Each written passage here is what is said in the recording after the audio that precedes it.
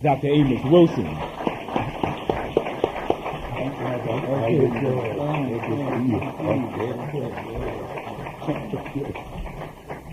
Thank you very much for your patience and your kind applause. I have to apologize to you for the MTA. I was caught up in a power outage there on the D train, and they held us up for quite some time before, for whatever reason, the police turned the power back on. So that threw my timing off, and I'm happy you're still here. I did try to call, but apparently the telephone was unheard to let you know that I was on my way. It's a pleasure indeed to be back again here with you, to share some time with you today, to talk about our subject matter, awakening the natural genius of black children, which I hope a number of you have read, and apparently a number of you have, because the book has been moving rather briskly, and we appreciate that. We recognize that it's somewhat the companion book of a much older book, The Developmental Psychology of the Black Child. We will soon follow these two books, perhaps probably late summer, with Educating African Children for the 21st Century. Awakening the Natural Genius of Black Children essentially deals with the preschool development of black children. Educating Black Children for the 21st Century will, of course, go from preschool up to college entry. So we're asking you to look forward to that. We've actually, Brother Sababu and I, my partner, have actually written the book. It's just a matter now of editing it. The one that's probably that's going to really come out shortly, maybe in about 6 weeks, will be called Falsification and Mislabeling of Black Consciousness and Behavior. 2 lectures and an appendix or an epilogue dealing with how the mythology called European history transforms the consciousness and behavior of African people. And it deals a good bit with mythology and how myth as history has concrete influences on our consciousness and on the way we move and operate in the world. History is not a mere recalling of past events.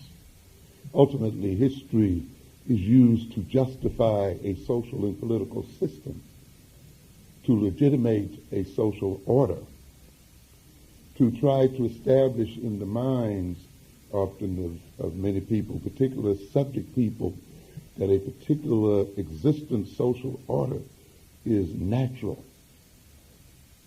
It seeks to present history of the rulers in such a way that their domination appears to be justified. And therefore, if the dominated internalize that history, they then will operate in ways so as to maintain their oppression.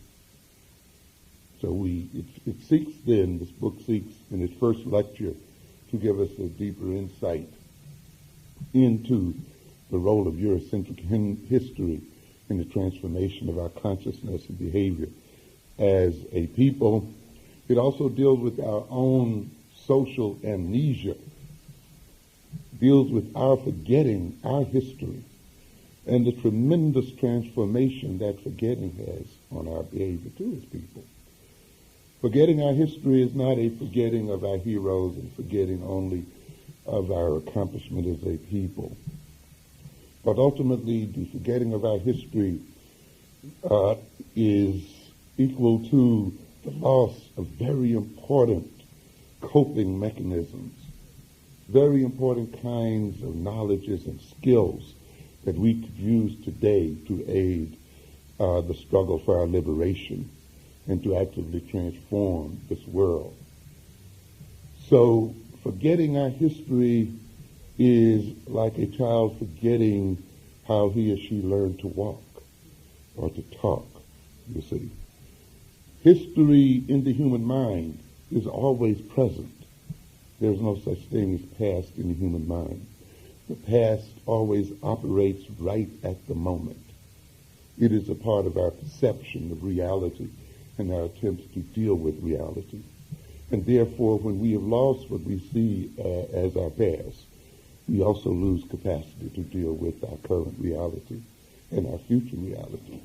History then is not only the past, but it is also the future. In between the publication of the falsification and mislabeling of African consciousness and behavior will be a series of lectures that I've talked about a number of times dealing with power. And I'm at the finish line now, working on the last lecture, which deals with economic empowerment. In that series, we will be discussing in detail what power is, how power is attained, and how it is applied. It is very, very important that we recognize as a people that we have to strive to conquer power and to use it. We must lose our fear of talking about power and striving to attain it. We must lose this feeling that many of us have that to strive for power is somewhat sinful and immoral. To live is to exercise power. To be without power is to be dead. To be powerless is ultimately to make oneself vulnerable to death and destruction. Powerless people are destroyed and wiped from the face of this earth, and powerless people are dominated and exploited. If we then want to end our domination and exploitation, we must develop power to prevent those who would exploit us and dominate us from doing so. Consequently, then, we must study power, and moreover, we must develop it. So we will be discussing at length power in its development and its use, and we are going to examine what powers we as African people have available to us. To a great extent, the subject matter that we will cover today has to do with power, because intelligence is power, genius is power. And it is going to take African genius for us to get the kind of power we need to exercise our influence in the world on our own behalf as people. In order for us to exercise the necessary power in our own behalf, we must awaken the sleeping intellectual giant that lies within our breast and within our minds as people. Some people looking at this book, Awakening the Natural Genius of Black Children, sort of probably think of it as a type of oxymoron, you know. That is the sort of joining together of two diametrically opposed ideas, like sort of saying the false truth. You see, so for some people, natural genius and black people doesn't seem to go together. And some of us have a difficult time probably dealing with those two concepts all in one sentence. If we are somewhat uncomfortable with that, it probably points out that we have been indoctrinated to a great degree by our oppression, by our domination by Europeans. It implies, too, that we have come to believe in some myths about ourselves and about other people in this world. We must recognize that all social systems, including this one, is founded on mythologies. And mythologies are not just the falsifications of reality. Mythologies refer not just to a misperception of what is true and what is accurate. The mythology provides a guidance for behavior, provides an explanation for the world, provides understanding for the world and how it came to be as it is. To a great extent, mythology serves to motivate peoples and individuals toward particular goals and values. So the importance of mythology is not so much that mythologies may be true or untrue, but in what way do they transform the psychology and behavior and the sociology of a people. I've indicated under other circumstances that our failure to understand mythology has led to our failure to understand the work of the Honorable Elijah Muhammad, where many of us wanted to get into an intellectual argument with the Honorable Elijah Muhammad as to whether whites were devils or not. And many of us wanted to split hairs over good white folk and bad white folk. And many of us wanted to argue as to whether the mythology of Yaqub really represented reality. It was not the point. The point of the mythologies of the Honorable Elijah Muhammad was, in believing those mythologies, how would they motivate African American people to do for self, to gain independence, to gain power, and to gain their liberation?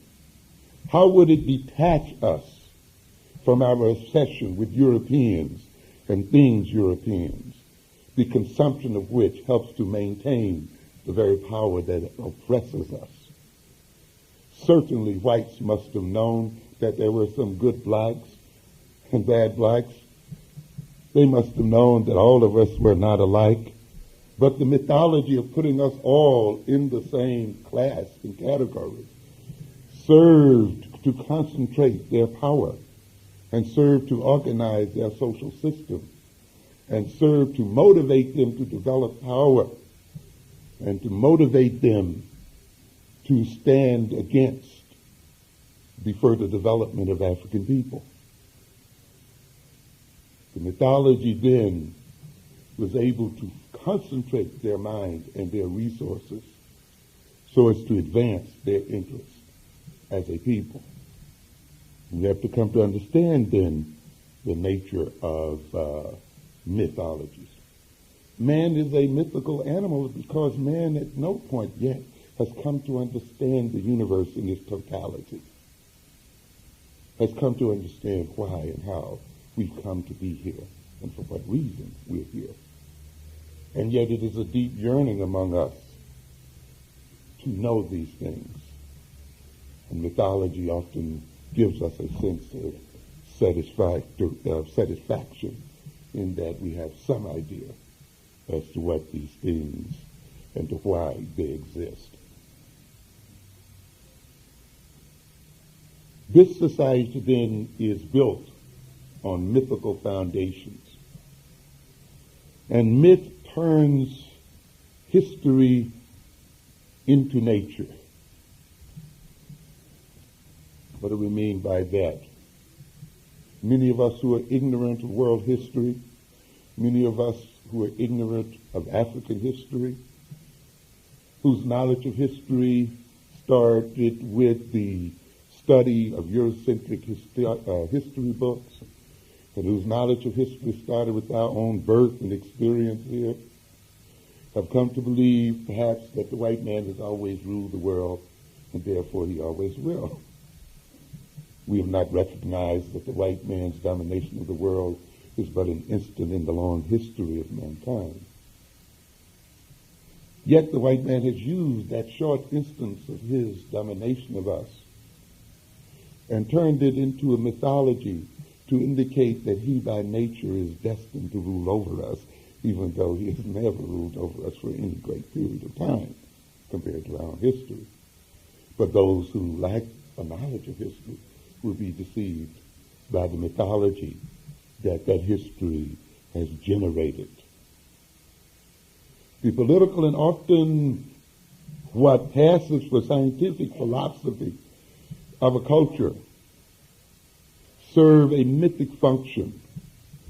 They serve a mythic function when they maintain that a particular social order is natural and reflects the nature of things as they truly are, as ought to be.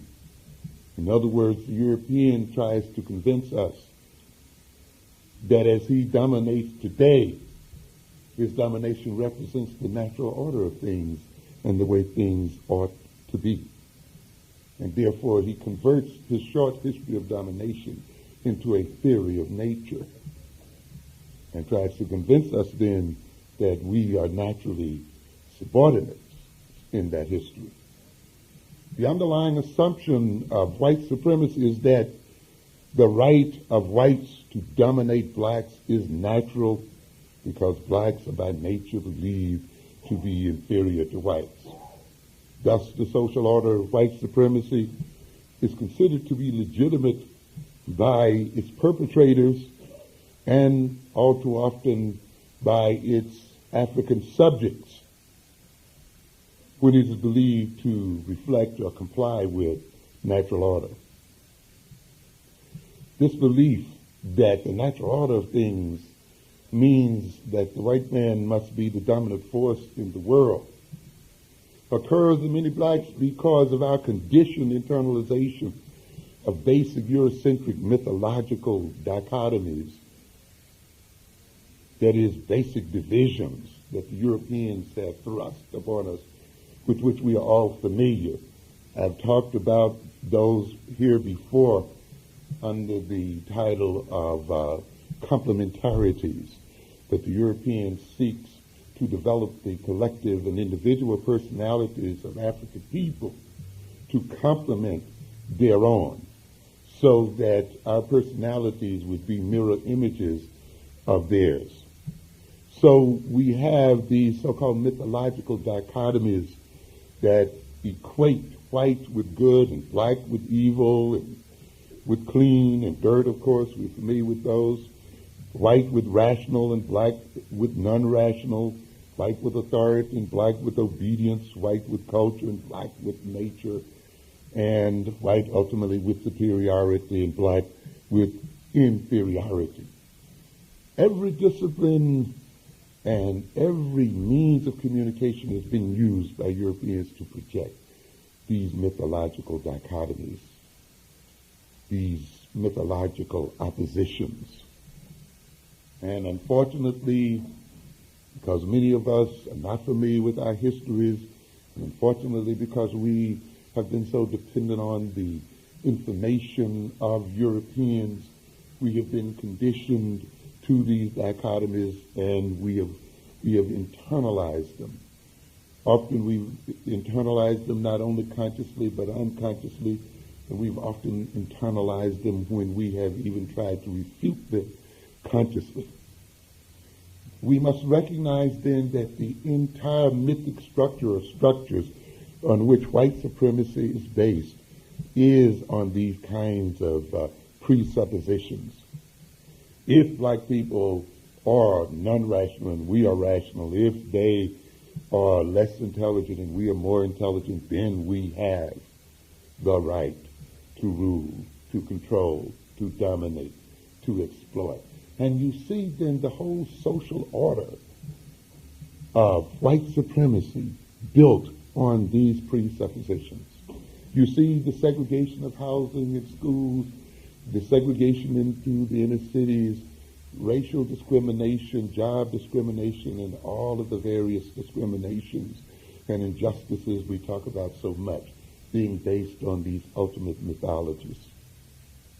We see these mythologies motivating the very value systems of this society and motivating its interactions with us as people and motivating its very movement into the world.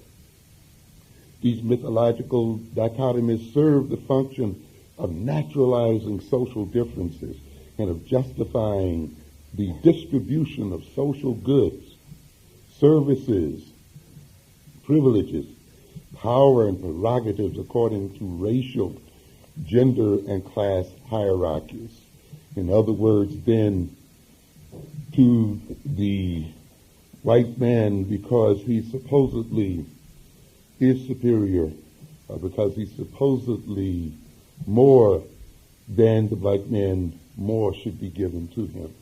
More should be his portion of the goods and services that the society provides.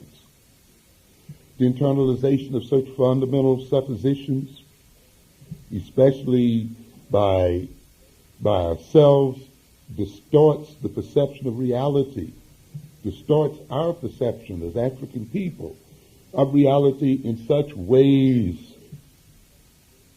that we act to support inadvertently the ruling white supremacist regime. The internalization of these mythologies blinds most of us to our own intellectual potential and to the intellectual potential of our children.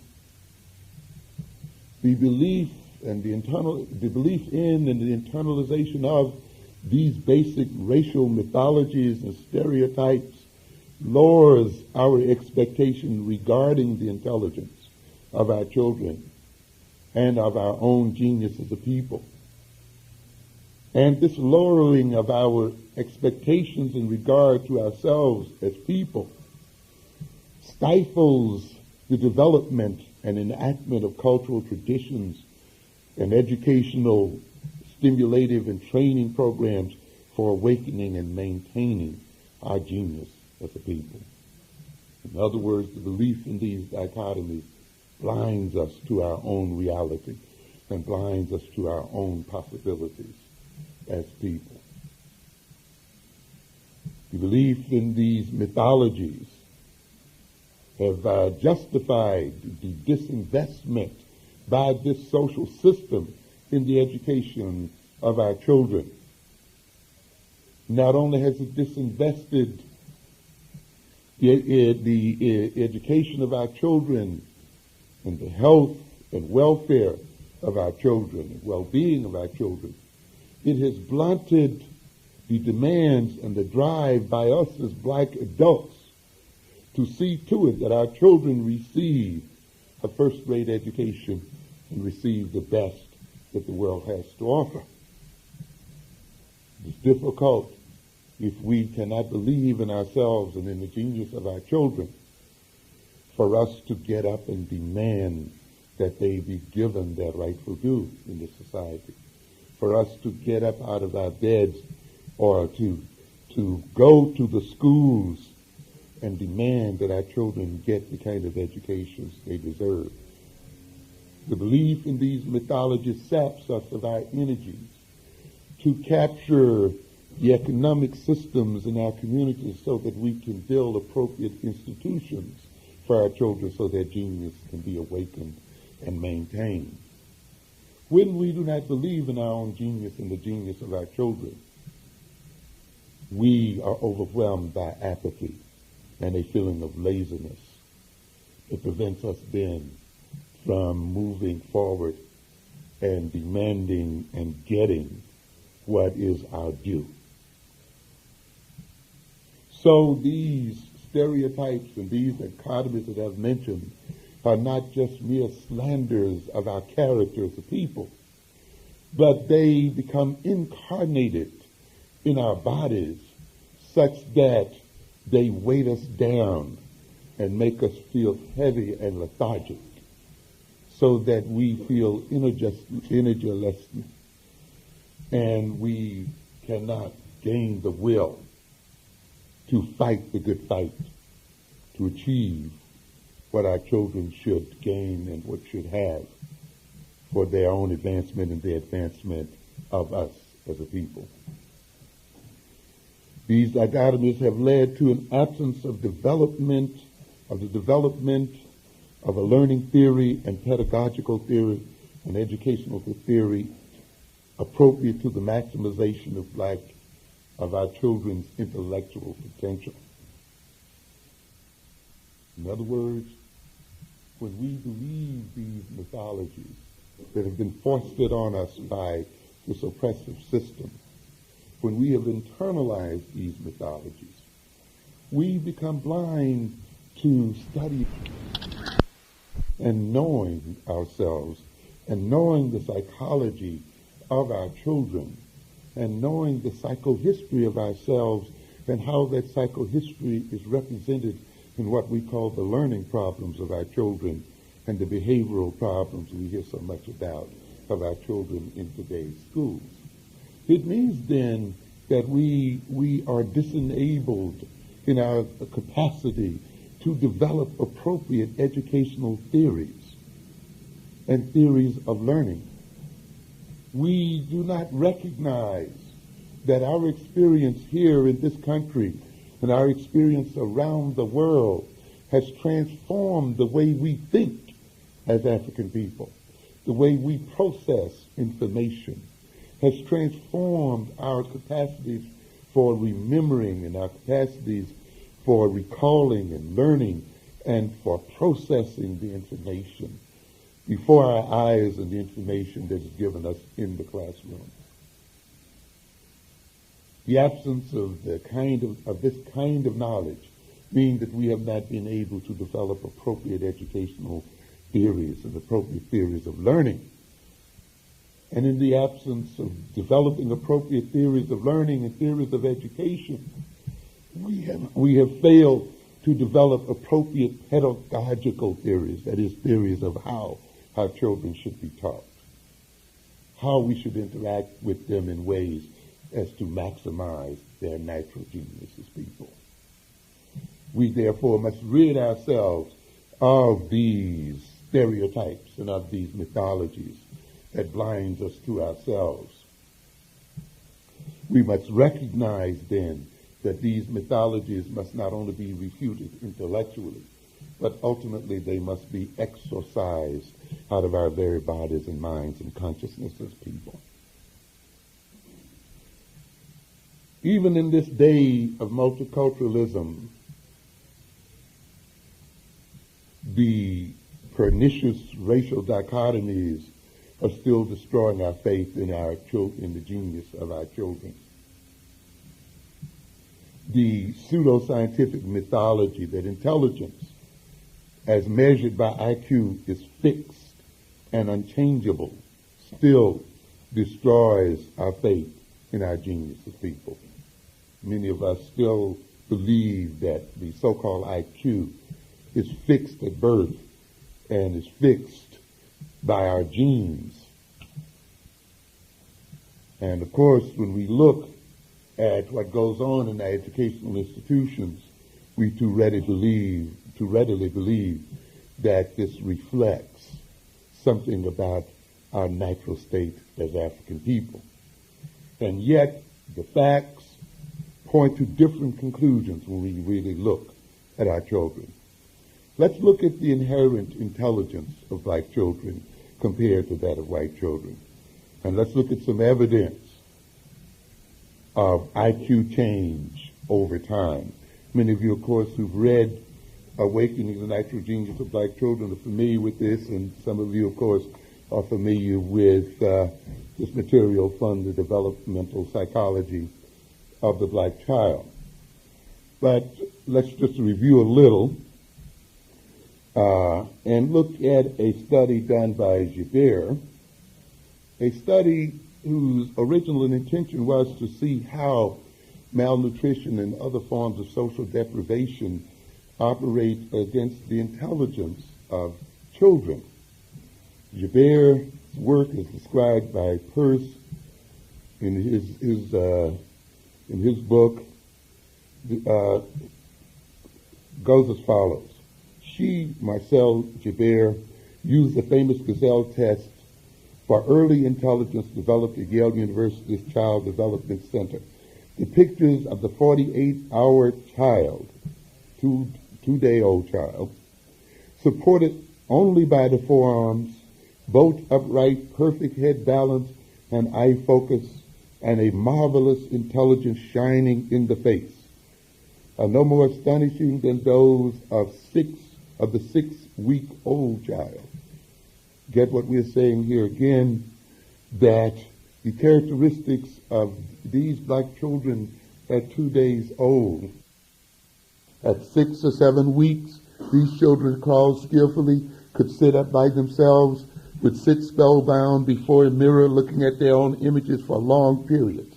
This particular ability was not expected in the American European child before 24 weeks, that is 6 months, according to the Gazelle test.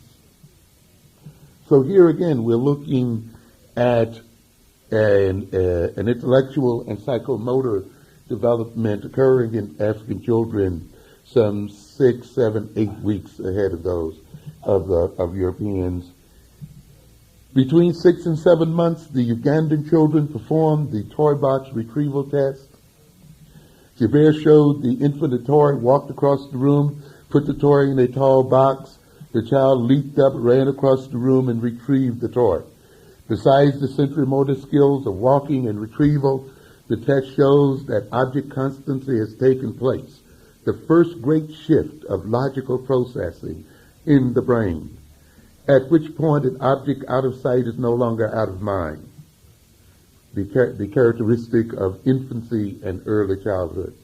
This test, successfully completed by the Ugandan children between 6 and 7 months of age, was not to be expected until somewhere between the 15th and 18th month in American and European children. There is no substitute for self-knowledge. We cannot let even the palliative statements of multiculturalism, which seeks to equate children all across cultures, blind us to our own possibilities as people. We must not let our fear of inferiority make us latch on to the idea that children are only different in their color of their skin. These kind of mythologies prevent us from knowing ourselves and from appropriately dealing with our children in terms of their development and in terms of their possibilities. This kind of study has been duplicated time and time again, not only in Africa, but in the United States and in other parts of this world. And as a number of you might know, they appear to be, the findings of these kind of studies in part appear to be connected to the melanin base of our bodies as African people. On some level, they may appear to reflect what we call in biology a theory of recapitulation, in that during the developmental sequences of the human embryo, we go through earlier evolutionary sequences. We also, in our development as an ethnic group and as a people, repeat on a certain level in our early development the developmental histories of our people. And perhaps as we see our children walking first and talking first and negotiating reality first, intellectually processing the information of this world in advance of white children and others, we may on this level may see repeated the history of African people, the first man on this earth, the first man to walk this earth, the first man to intellectually master this earth and to deal with it in terms of intellectuality and in terms of definite control and power. Let's take one other look at another study here of some Kikuyu infants. On both the mental and motor tests, the Kikuyu infants were precocious, scoring significantly higher than would be expected for American infants of the same ages. As compared with the standard score of 100 American infants, average on these tests, the average Kikuyu mental score was 108 and their average motor score 129. The Kikuyu infants bettered the standard score on 38 mental items and on 20 motor test items. They were lower than the standard on 7 of the mental test items and 2 of the motor test items. However, the researchers were under the impression that these items involved implements that are familiar to American infants but not familiar to Kikuyus. When Kikuyu infant test scores month by month were compared month by month with month-by-month scores for white infants in the United States and the United Kingdom, the Kikuyu infants performed better on both mental and motor tests throughout the 15-month period of observation than did any of these other groups. However, the superiority of their performance tapered off somewhat toward the end of that period A number of reports have suggested that sub-equatorial African infants are precocious in their motor development and possibly also in their mental development, and this study appears to confirm these reports. We'll be back to this so-called tapering off momentarily. Joubert concluded as a result of her studies that the precocity of these African children was not only in motor development, it was found in intellectual development also. It is not always realized that intellectual development is displayed very clearly in the use of the gazelle material. To take an elementary example, the child who merely looks at the cubes and then picks them up is demonstrating a series of intellectual processes, and for the building of a tower with the cubes, more complex processes are needed, in addition to the greater manual dexterity. Although most of the African children had never seen anything resembling the test material, they used it in the same way as European children that succeeded in the test earlier than those children. Their interest was lively and their personal social relations excellent. They made good contact with the tester, turning and talking, smiling, and trying in every way to communicate. So we could go on and on with these kind of studies, and these studies are abundant in the literature. There are some who, perhaps in the back of their minds, perhaps may think that, well, early beginnings may imply later slowing downs.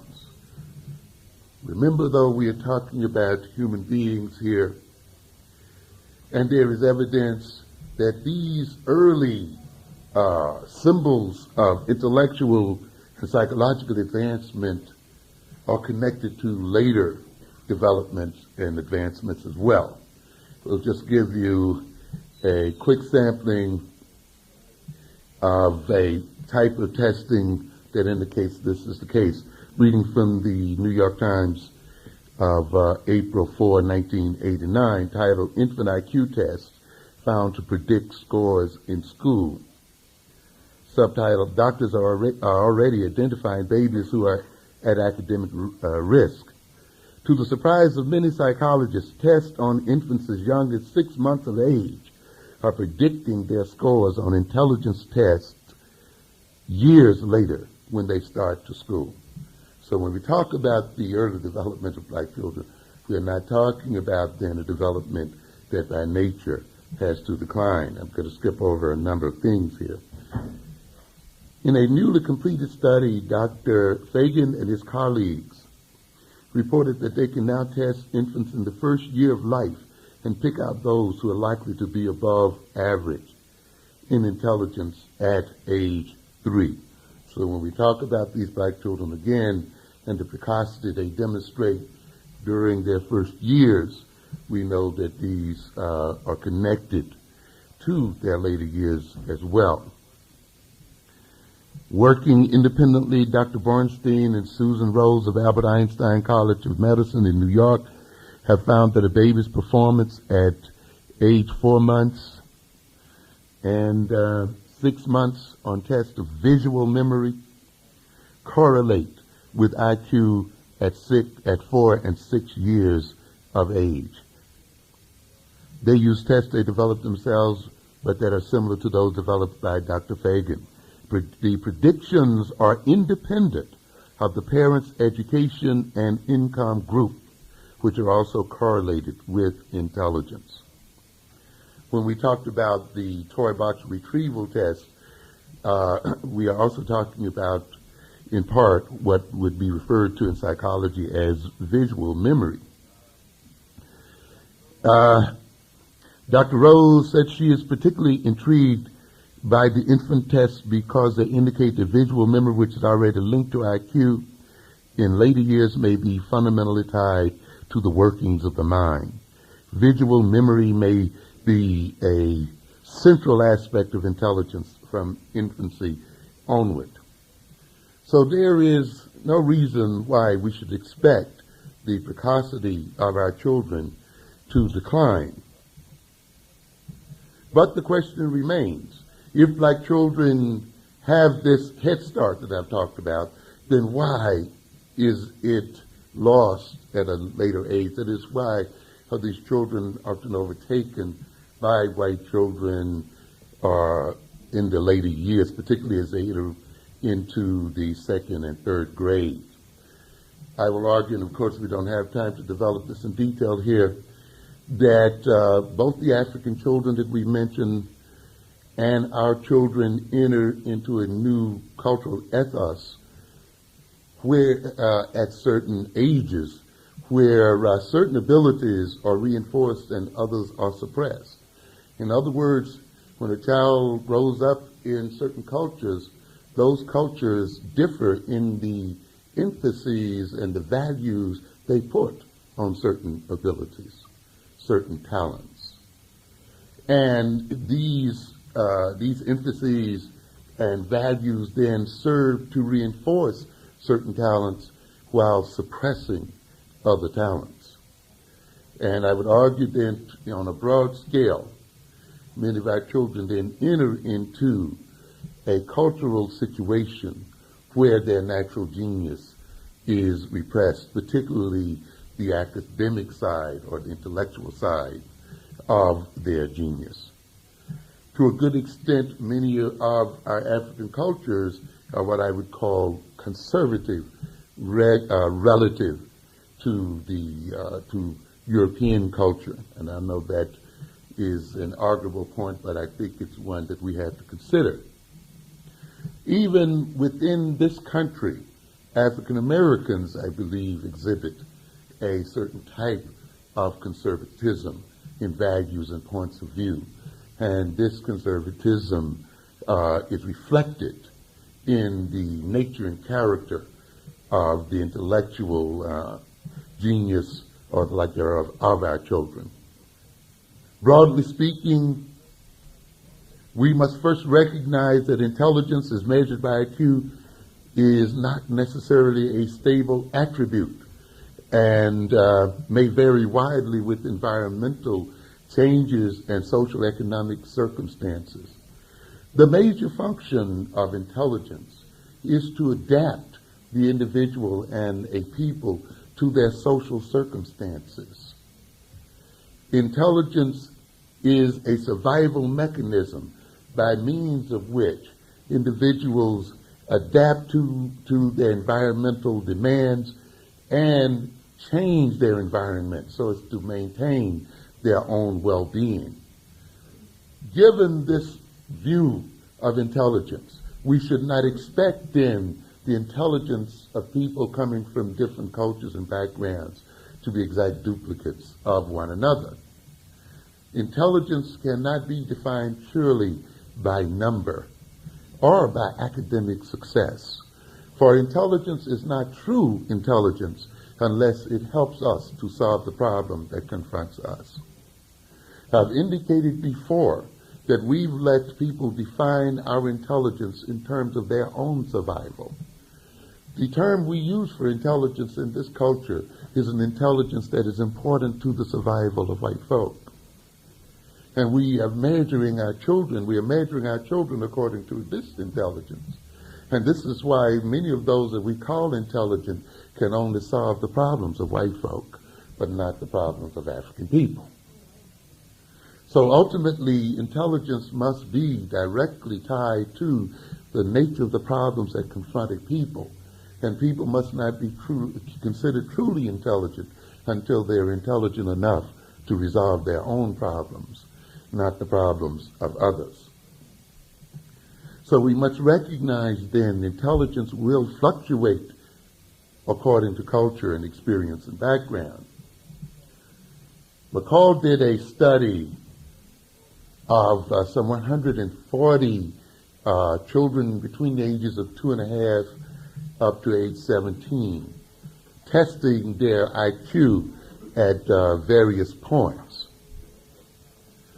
What he recognized was that over half of his sample fluctuated in their measured IQ on the average of some 29 points, plus or minus, meaning that if you looked at the children's earlier scores and later scores, some of the intelligence of more than half of those children as measured by IQ showed IQ increases on the average of some 29 points, or IQ declines in this range as well. Many of them showed IQ gains of some 40 points. Some 1 out of 7 of them showed IQ gains of something like 75 points. So there can be tremendous variations in measured IQ. What is interesting about this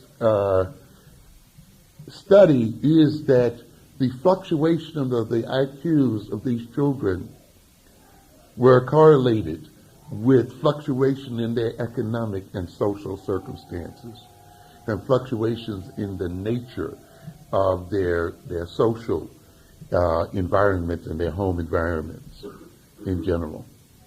So that those homes that where the nature of the interaction between parent and children and so forth, or the economic stresses were present, often show declines in intelligence.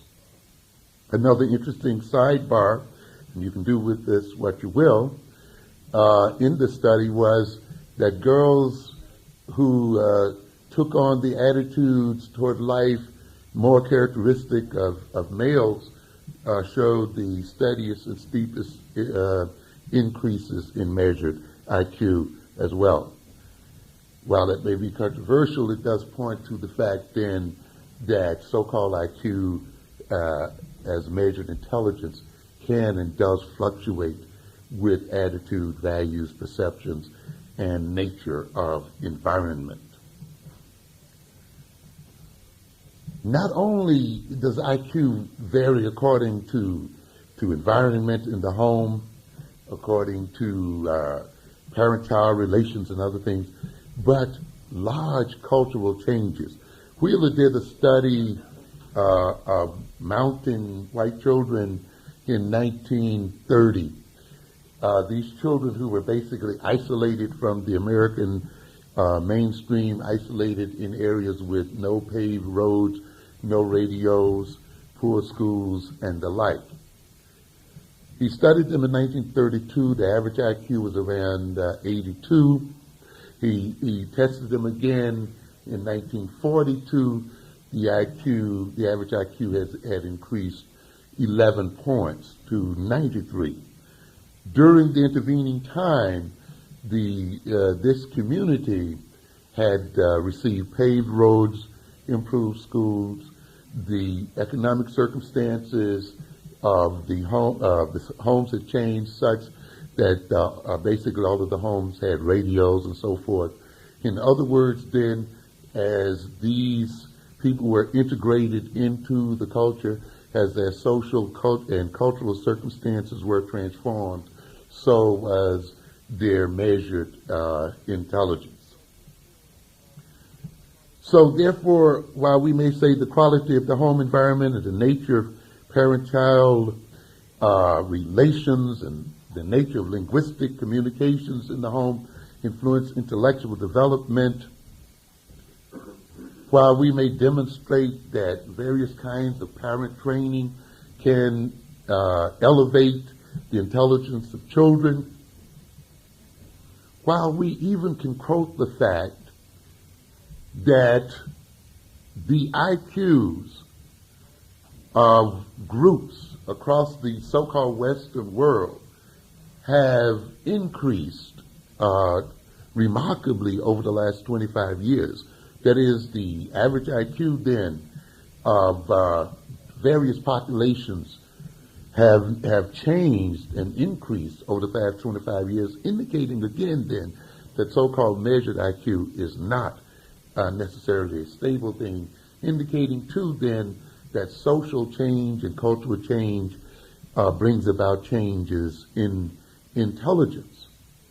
One of the most remarkable changes, of course, has occurred in the so-called measured IQ of the Japanese, who at one point before World War II had an average IQ below that of whites, who after World War II not only equaled that of whites, but since then has surpassed that of whites to the point where their average score is 12 or more points higher than that of whites, and a much larger percentage of their population would be placed in the categories of bright or highly intelligent than that of whites as well.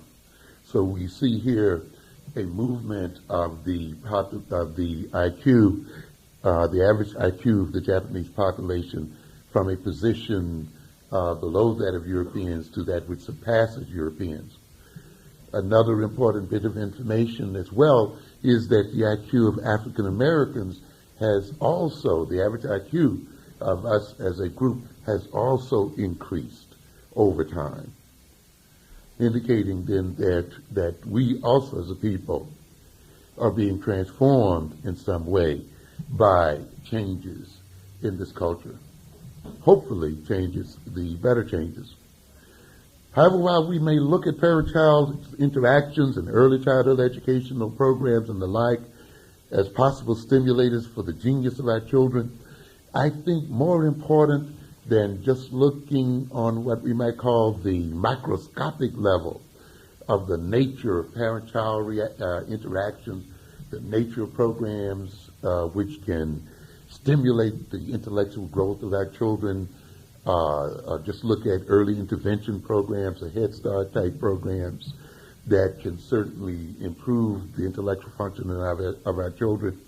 We should look at the overall nature of our culture, the overall nature of our intentionality as people, the overall nature of how we perceive ourselves as African people. What are our goals and intentions in this world as African people? How do we perceive our purpose here on earth? What realities are we striving to bring about in our future as a people? It is on this cultural level that I think we have the most profound influence on awakening the genius of our children and of ourselves as people. Because when we posit and project certain cultural goals and certain ends, when we look at certain problems that we commit ourselves to solve, we then interact with ourselves and with our children in ways to stimulate and organize their intelligence so that these ends may be achieved and so that these problems may be solved. A people who have no problems, a people who have no challenging future, a people who do not plan to master their universe and who do not plan to be in control of their destiny, is a people who cannot stimulate the optimum development of the intelligence of their children and of themselves. The intelligence and genius of children does not develop spontaneously. It develops within a cultural and political context. The intelligence of children is responsive to the tasks a people set for themselves. And if our task does not involve our total liberation and freedom as a people, if our tasks do not involve the striving for self-sufficiency as a people, if our tasks do not involve the ultimate overthrow of European power and the destruction of white supremacy and the destruction of any ethnic group that dares see itself as supreme to African people, then we will be not able to develop the optimal capacities of our children, which I have demonstrated are very, very ample and a second to none. The acceleration and our retardation of overt intelligence, then, is related to the goals the culture sets for itself and the mythologies a culture uses to organize its relationship to the world. The mythologies of the Honorable Elijah Muhammad were mythologies that organized the intelligence of the Nation of Islam. It organized the behavioral capacity of those in the nation. It changed their values and changed their tastes. It permitted them, unlike people outside of that nation, to provide for the education of their children. It permitted them to have their children taught by people they knew and taught the things that they should learn, unlike others who remained out of that nation and who developed or who internalized stereotypical mythologies. The mythologies of the Nation of Islam permitted then those who internalized them and internalized it to change their appetites in such a way that by demonizing those things European, they were thrown back on themselves to produce for themselves. They lost their appetites for many things European, and therefore the monies they spent in gorging their appetites for things European were now saved, and the nation was able to accumulate capital to develop its own businesses and economic systems and to provide for the education of its own children. This is what happens when people organize an appropriate mythology, regardless as to whether you think it represents what you think of as reality or not. This is what happens then when those people can, by internalizing this mythology, gain control of their children and control of their minds and control of their wills. I remember when I was in college, I saw a Muslim minister, I believe Minister Shabazz, who, according to Asa Hilliard, has turned out something like half of the black PhDs in mathematics, whose basic question to blacks who would want to be PhDs in mathematics is, do you like it? Do you want to be? And if you like it and you want to be a mathematician, then we'll make you one. That determination and that capacity develops out of a mythological system, out of a system and a way of looking at the world, out of a rejection of other mythologies, particularly those mythologies that lead us to destroy and to defeat ourselves. The collective mythology and fantasies of a people represent themselves in the intellectual character of that people and of their children. Some collective fantasies and cultural attitudes and commitments accelerate or retard the development of their intellectual possibilities. We're using fantasies and mythologies a bit differently here today than perhaps you're used to. Influential social deprivations, emotional traumas, and conflicts, and individuals and groups' emotional behavioral reactions to them can lead to intellectual fixations as well as emotional fixations. We're used to psychoanalytic theories and Freudian insights, which indicates that individuals, as a result of emotional traumas, can become fixated at early stages of development and exhibit even in their adult behavior, immaturities, implying that they have not grown beyond certain stages in their lives, that they became fixated at certain stages in their lives by emotional trauma, by emotional and social deprivations.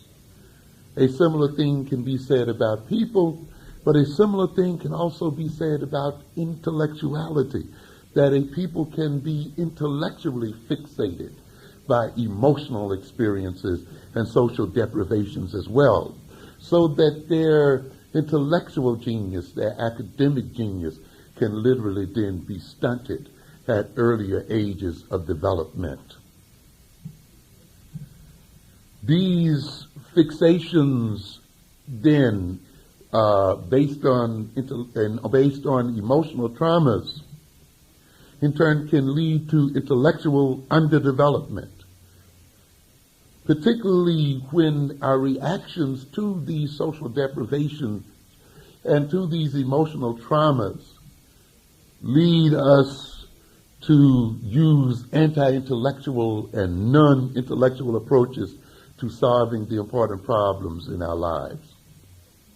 One of the most prevalent reactions to social deprivation and emotional pain is what I call the compensatory production of fantasies, where as a result of trying to deal with social deprivation and emotional pain, we create compensating fantasies and wishful thinking, both on the individual level and on the collective level. And then we use such fantasies to determine our social goals, values, and lifestyle, all of which then influence the nature and development of our intelligence. Childhood is the golden age of fantasy, and we see children as somewhat as creatures of fantasy. And we perceived in development as a sort of the yielding of childish fantasies to the realities of young adulthood and the realities of developmental maturity. But this kind of development is not as straightforward and accurate as we would think and as it first appears to be. We must recognize that fantasies and our tendencies to indulge them remain with us throughout life. Fantasies are not the things merely of children and exclusively of children, but are the things of adults. They remain as human characteristics throughout life, unconsciously and semi-consciously impose direction on our lives. That is, we still as adults at this very moment operate according to fantasies, some which were created in childhood, some which we are currently created. Secondly, because developmental maturity in some important areas of life, at least, is rarely fully achieved. For a number of negative reasons, immature, irrational, and non-rational fantasies may continue to dominate our lives as people. We rarely develop in a fully whole sense of the word. Despite our advancement in a number of areas of our lives and our maturity in a number of areas of our lives, we can all find some infantileness somewhere in our personalities, where we have, in a sense, been fixated by various experiences. When this is the case, that is, when childish, wish-fulfilling fantasies predominate in the adult consciousness, then there's relatively little inadequate or maladaptive growth in the affected areas of human behavior. That is, then, in those areas where we suffer a great deal, we will also find retarded growth in our human potentials in those areas, a stunting of our human potential and an impoverishment of our personalities and of our possibilities. Although there are a number of fantasies and a number of ways fantasies serve positively and negatively in our lives, my primary concern here is with what I would call compensatory fantasies. Because I believe it is these types of fantasies, these fantasies that we create to compensate for our psychological pain and our psychological and social deprivations, which retard and addle our natural genius as a people. In psychology, fantasy is listed as one of the so-called ego defense mechanisms, the mental and behavioral means by which we use to defend ourselves against threat, against stress, and the means by which we seek to alleviate our anxiety and our fears. The interesting thing about these so-called ego defense mechanisms is the means by which they achieve these ends. These objectives are achieved mainly by our denial and distortion of reality, by our deceiving ourselves, lying to ourselves about some aspect of reality. We gain then relief from our psychological pain and our social suffering and our deprivation. We protect our fragile ego and our fragile self-esteem. Unfortunately, too often we protect it, though, through self-deception, through denying the real, and through not coming to terms with reality and seeking to solve the problems that the reality confronts us with. This can happen so often until we become addicted to self-deception and addicted to the distortion and denial of reality, which further then encumbers our capacity to deal with reality to the point that we are often then victimized by it, if not outright destroyed by the forces it represents. We utilize ego defense mechanisms because they conveniently and often effectively soften our failures, reduce conflicting thoughts, feelings, and emotions, alleviate anxiety, repair emotional injuries, and help us to maintain our feelings of competence and worth. However, we pay a dear price for these convenient psychological pain relievers, tranquilizers, and morale boosters, when the reality denial and distortion and the self-deception they operationally require prevent us from realistically coping with our problems, impairs our ability to resolve very important problems, and leads to self-defeating and self-destructive behavior. As defined by Coleman in this book, The Psychology and Effective Behavior, fantasy not only is used to screen out unpleasant aspects of reality, but we also tend to use fantasy to picture things as we would like them to be.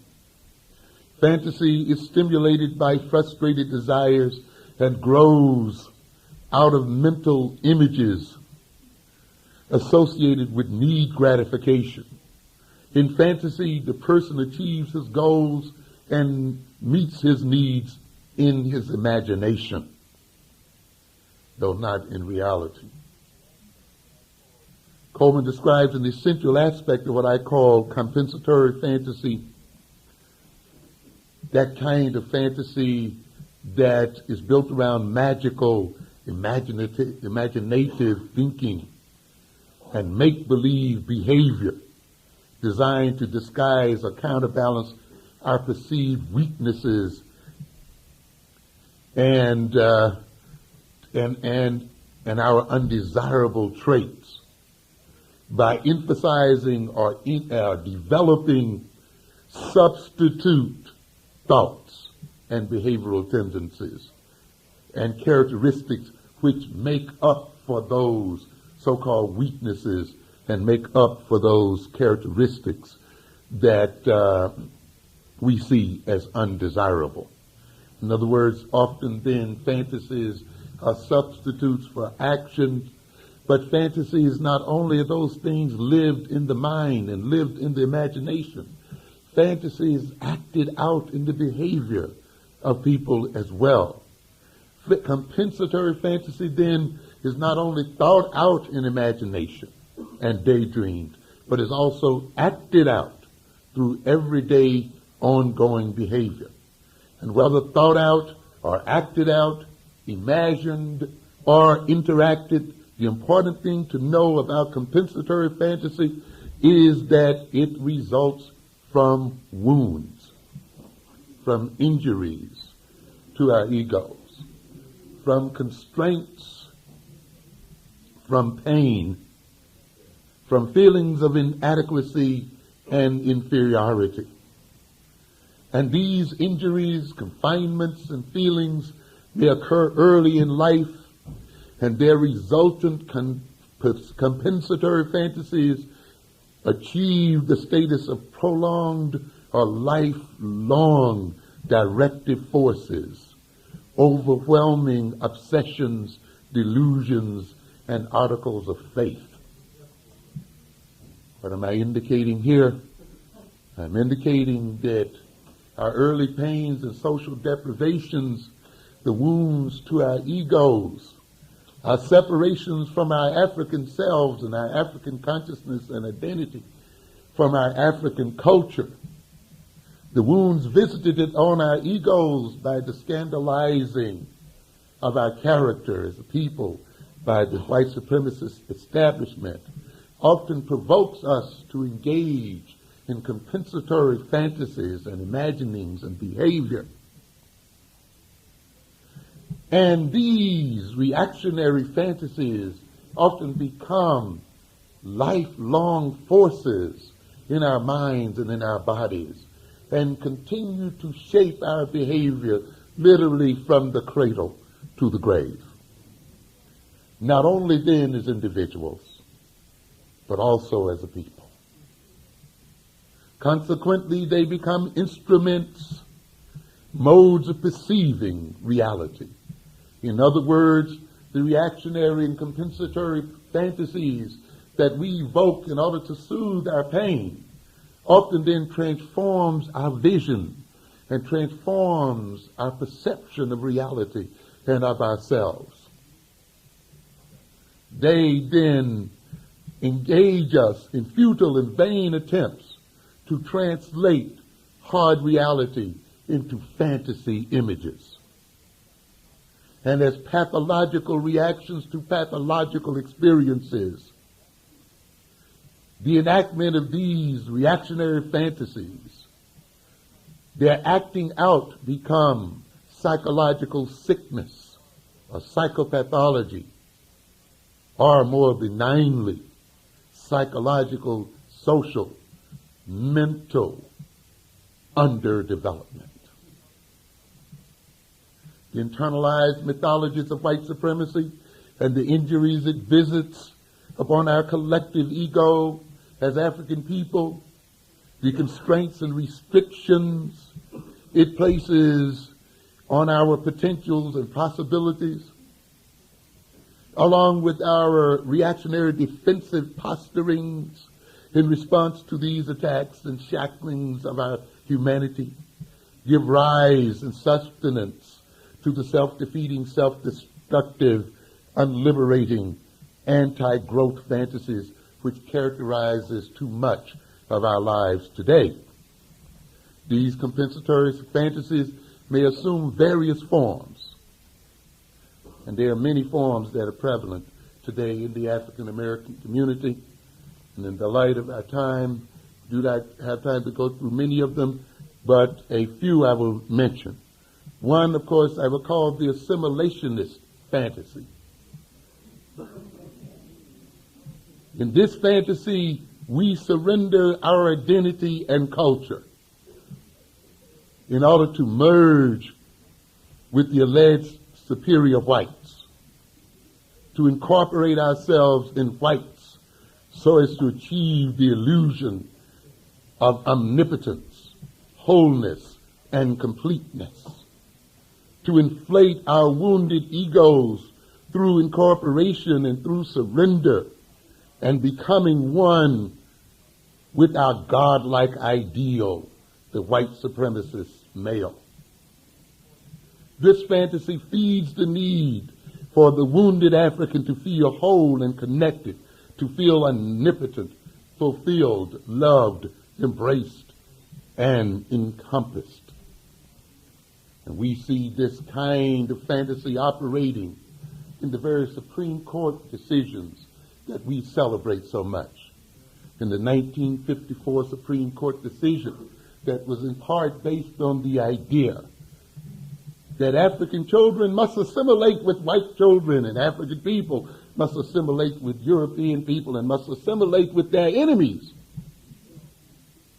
if they will come to perceive themselves as fully human and as whole human beings. And that African man and African woman and child is not complete until they are loved and accepted by their exploiters and abusers.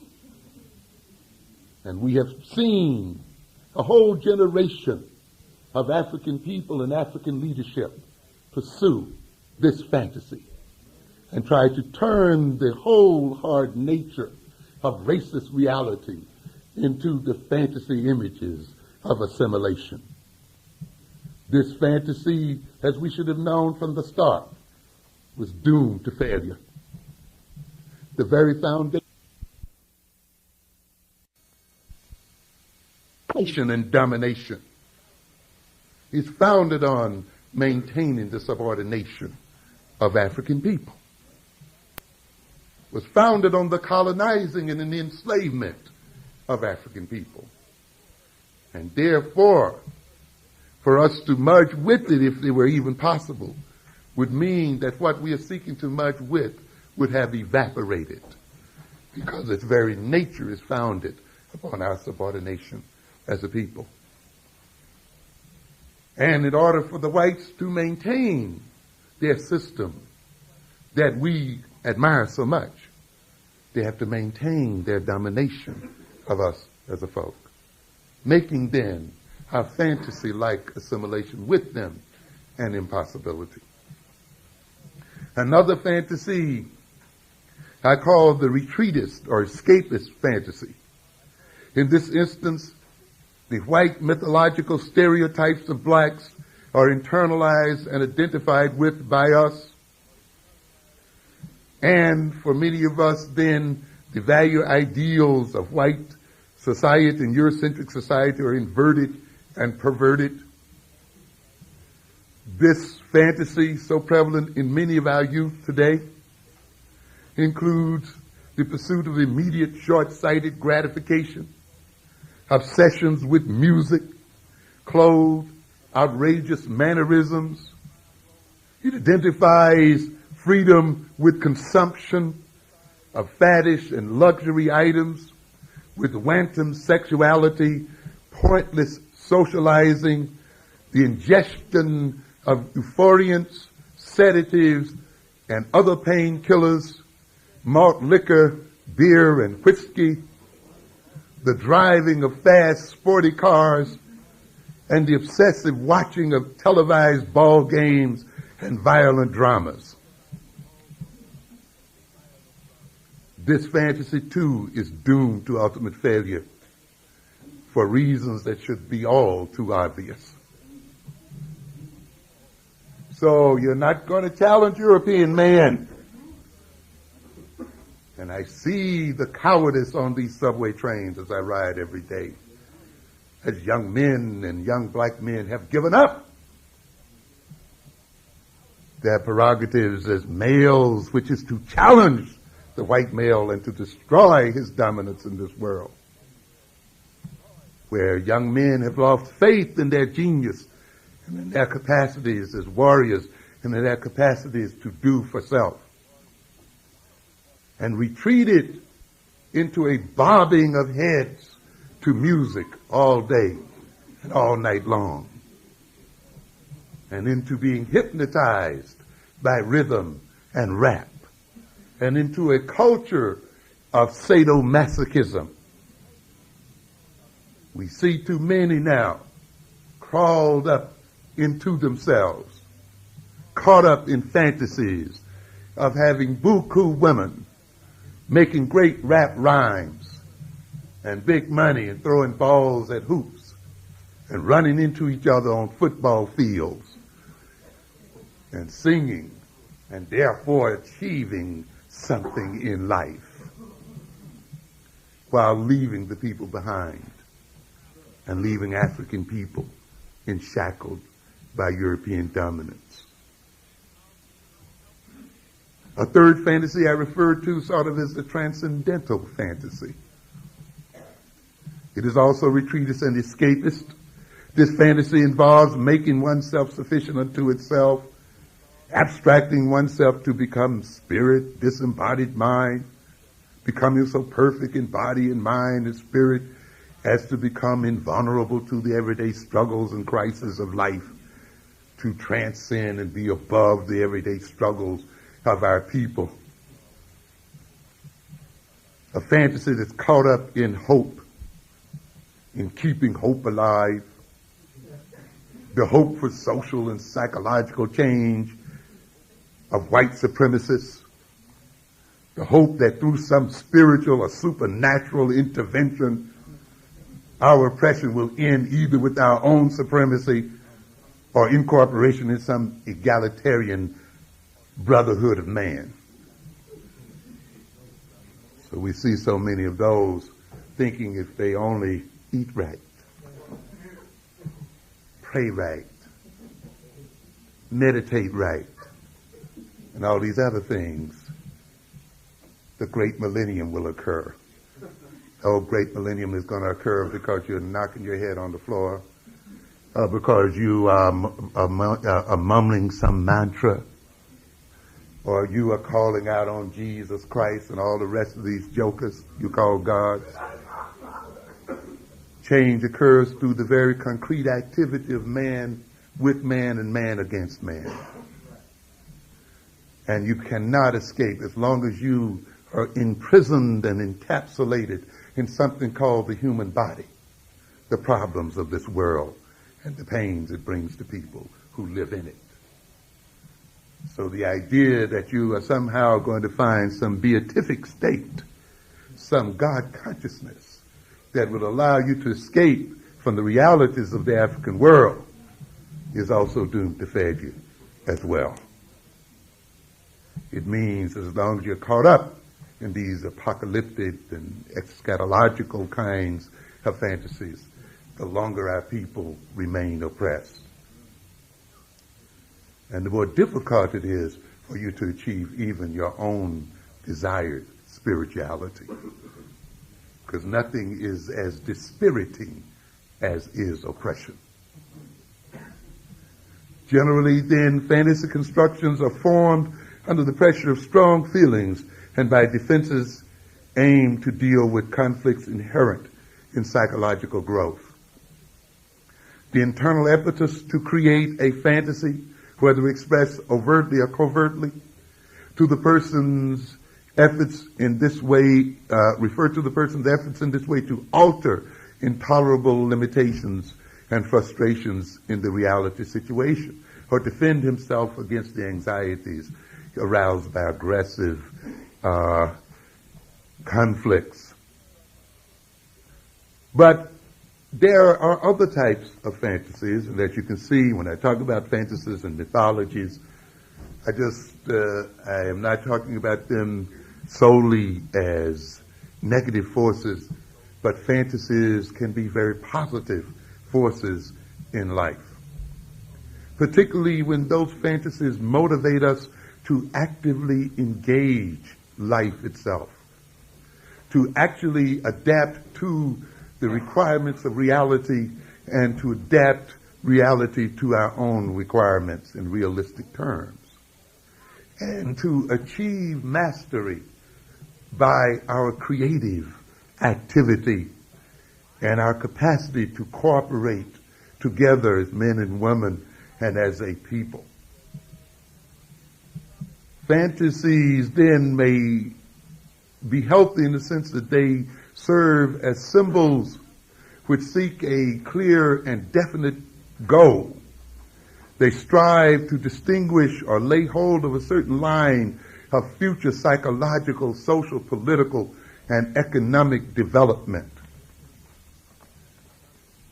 The fantasy, as some would call it, of African nation building, of the development of a global African political and economic system, the fantasy of bringing into reality the fruition of a Pan-African world, is that kind of fantasy that elevates intelligence, that places demands on intelligence, that transforms our relationships one with the other in such a way as to stimulate the very best that is within us as people.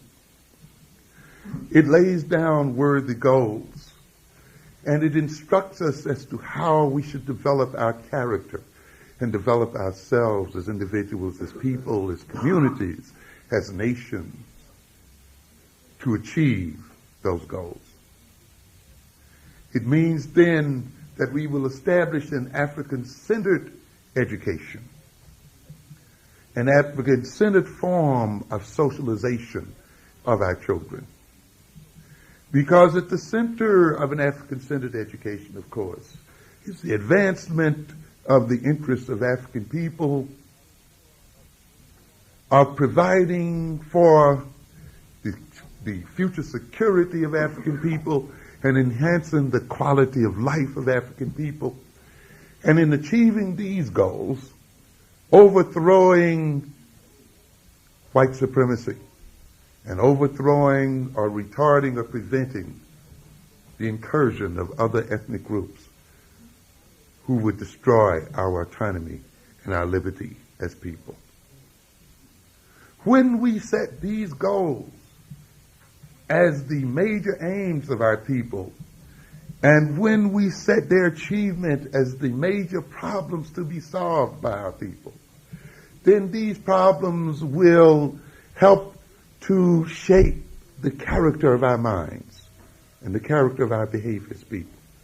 They will shape the experiences that we provide for our children. They will shape their intelligence. We will ask ourselves, in accordance to these problems, to these goals and to these values, what kind of people must we become in order to bring our dreams into reality and to achieve the goals we must achieve if we are to survive as a people? What kind of institutions must we build and operate if we are to become the kinds of people we must become? What kinds of social experiences and educational experiences must we provide our children so that they may become the adults we need them to become in order to achieve the goals we need to achieve? And when should these experiences occur in the lives of our children so that they may maximize their potentials and their natural genius?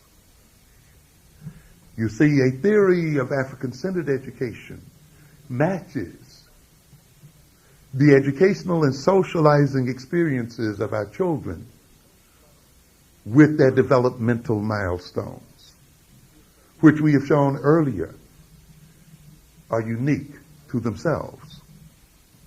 And therefore, an African-centered education is based on the developmental psychology of African children, is founded on the psychological history of African people, and is designed to fulfill the needs for bringing into reality our African destiny as a people. If we are to achieve these things, then we must confront our fears. We must control our reaction to these fears in ways that promote our development rather than retard them. We must lose our fear of knowledge, which to a great extent is based on our fear of ourselves. Our fear of knowing, our fears of knowing reality, of probing reality, of mastering reality, even being at one with it and in harmony with it, is connected to our fears of getting to know ourselves, who we are, what we are. We can understand that because the stereotyping of ourselves by the white supremacist establishment has associated what we think of as ourselves and our African heritage with fearful images, fearful experiences, and therefore we shrink from them.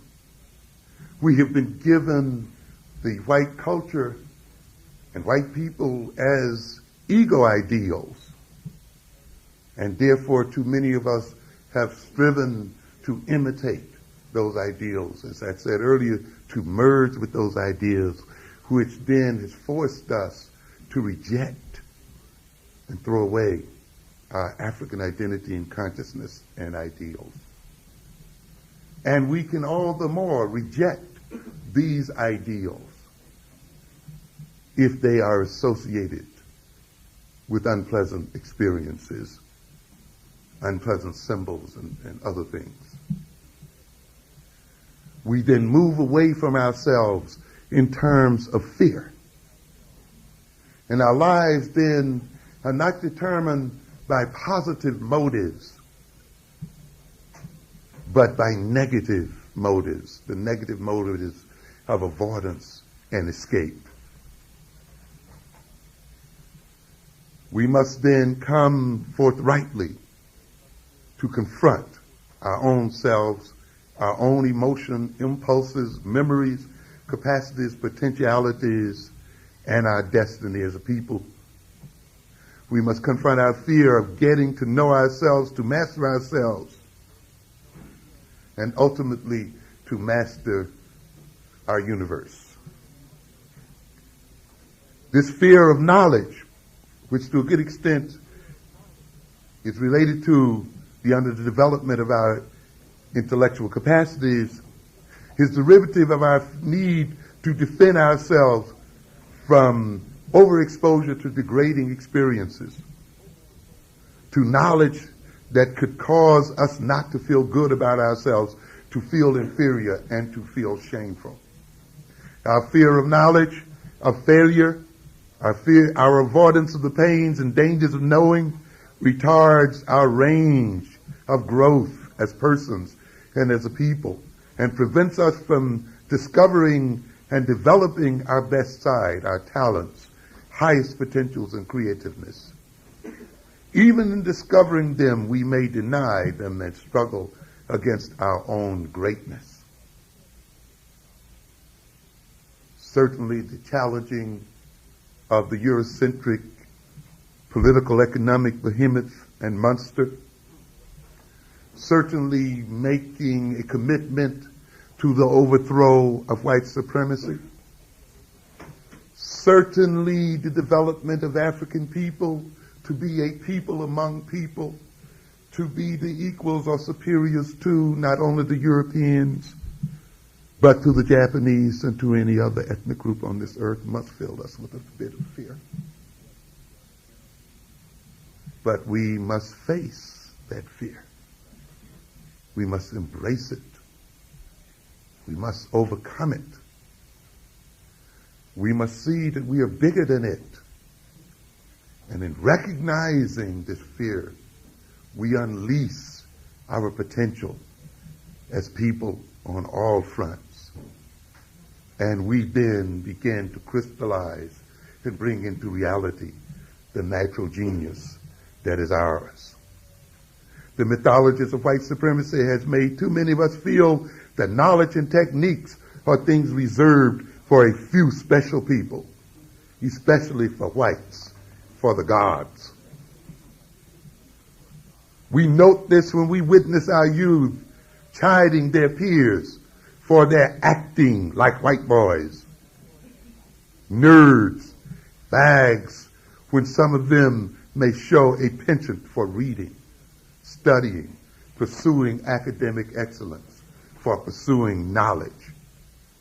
In this instance, then, our youth become allies to our oppressors, and in a sense, preempt the oppressors' crushing of our spirit and of our genius by their own infantile and youthful depredations. This idea that knowledge and the power which comes from knowledge is reserved for whites or Japanese or Chinese or others is demonstrated in our fear to be godlike as people. It reflects our internalization of the white man's perception of the black man's pursuit and mastery of knowledge as a form of anti-white aggression, as insubordination and insurrection. Too many of us perhaps remember when to be a smart nigger, to be an uppity nigger, was a prelude to being lynched. Too many of us then have learned that lesson so well, and in a way have forgotten it and pushed it into our subconscious until we ourselves now dislike a smart nigger and want to lynch him. However, if we are to overcome, we must confront and overcome our fears of the dangers and responsibilities and duties that come with the discovery and development of our great talents. We must reject out of hand our Eurocentrically conditioned tendency to identify intelligence and whiteness, to feel that to probe to such, to be curious, to affirm, to discover and to use knowledge and technique, to feel as if it is emasculating,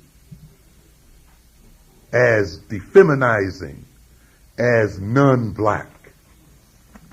We must also lose our fear that in challenging our oppressors, in tenaciously developing our intelligence and searching out the truth, in boldly asserting ourselves in areas once thought the exclusive preserve of white males will bring down their wrath on our heads. We must face that this is a battle to the death. We will not be saved by retreat and by escape. I find it tragic as I move across university campuses what little lack of knowledge our students have of what is really occurring in this world, and how in the pursuit of their degrees they are chasing a world that no longer exists, and how we have a community filled with motivators who tell our people that they can be what they want to be. Dare to live your dream, which is often nothing but the American dream, without recognizing that these dreams and these darings can only be realized within a particular kind of social and political structure. That one just does not make success by merely dreaming. There must exist a social system in which this success is to occur.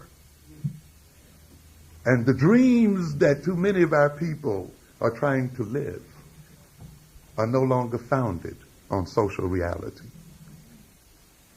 The tremendous political and economical restructurings that are going on in this world will boggle your mind. If you look at what is going on in this country and in the world, you will recognize that we as African people are face to face with obsolescence and possible destruction. I wish I had time to talk to you today about a subject matter that I will cover in the book on power, about the things that are going on in the U.S. economy and in the world economy, where workers now are defined as disposable, where workers are called contingent workers, where workers will be leased from one company to the other, where the re-engineering of the workplace implies that this nation may have to rid itself of some 25 million jobs in an economy of 90 million employed people. You must recognize, ladies and gentlemen, that the ultimate goal of capitalism is not employment, but unemployment. The ideal capitalist structure, which strives for efficiency, and efficiency as simply defined as doing the most with what? The least, ultimately means then, in the glory land of capitalism, there will not be one person working or employed, and yet the system will continue to do what? Produce. This is where capitalism inherently moves toward. Not necessarily the expansion of employment, but it's shrinking. This is one of the reasons why then you hear about downsizing, shrinking the workforce, automation, re-engineering, virtual corporations, and all of these other things that are occurring, such that there has been a tremendous increase in the productivity of this country without a corresponding increase in the employment of people. And this is the kind of recession from which this nation is seeking to recover. That for the first time in this history, so-called white-collar workers and middle management workers are being put out to pasture. For in this history now, this country is importing Asian engineers and firing not black engineers, because there are not that many, white engineers. Where its engineering work and its research and development work is being shipped out to other nations and other people. We must recognize then the danger that we confront as African American people. But then, on the whole, the African continent is in a similar position. As a matter of fact, the conditions of African people in America parallel the conditions of African people the world over. And if African people are becoming obsolete and useless in the American social and political and economic system, African people in the world are becoming obsolete in a world economy. And as that world economy grows, and as it demands more resources, we will not see other nations sit and watch what they view as useless Africans and obsolete Africans, whether in America or in the African continent or in the African diaspora itself. They will not sit by and see us occupy valuable space and land any more than they were prepared to sit by and watch the Native American occupy valuable land. When those Arabs in North Africa run up against the scarcity of water, they are not going to hesitate to go right into sub-Saharan Africa to gain levis rum, or living room, for their own populations. And I don't care if you're a Muslim, because there's a difference between being an Arab and a Muslim.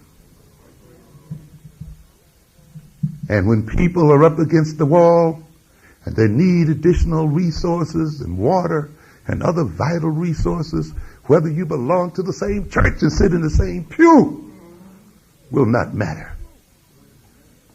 If you have it, they will take it.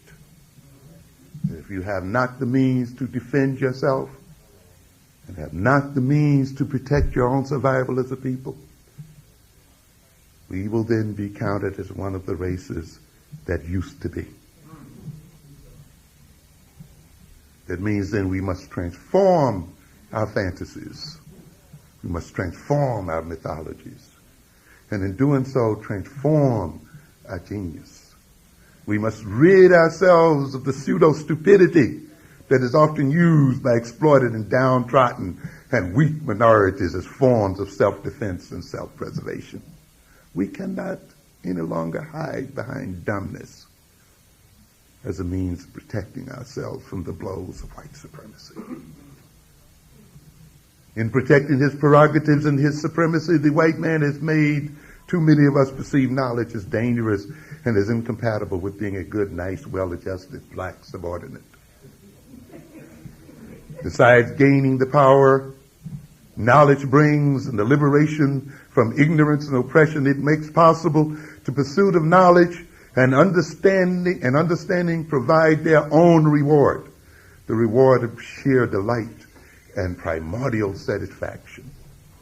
They make us all the wiser, richer, stronger, more evolved, enlightened, and more mature, and moves us toward the actualization of our human potential as an African people. Thank you very much for your attention. Thank you.